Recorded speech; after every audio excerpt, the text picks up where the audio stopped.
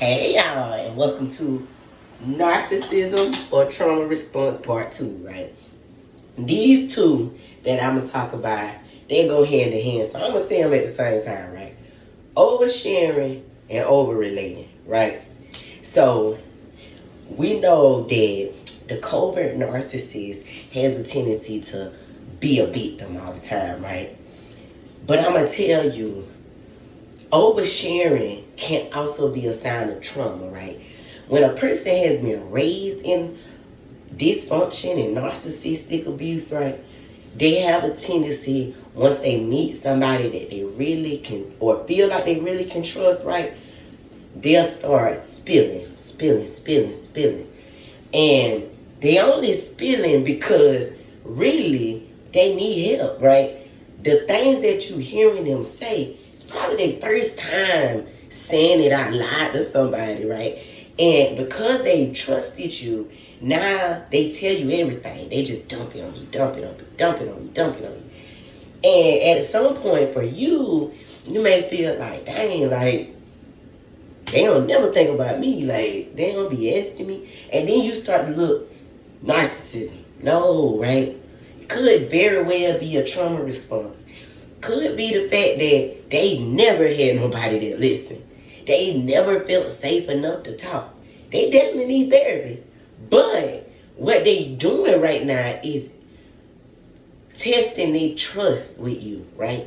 They're testing being attached to a person and being understood by a person with you. And that's why they dumping all these things on you. Not to gain your sympathy and make you feel like they need you, right? Like, not in the covert narcissist way, but in a way of, this is my first time being heard, right? See, know the difference, right? And so, here's another, overrelating, right? When you tell a story and a person takes that story and relates it to something in their life in order to give you advice, right? It could be viewed as grandiose narcissism because they always want to be the center of attention, right?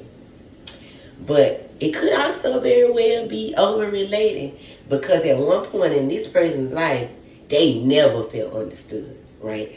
So when you sharing this story with them and you asking for advice, before they give you advice, they want to make you comfortable by letting you know, like, okay, I've been through something like this, and this is what happened to me, and this is what I did. So this is what I think you could do in this situation.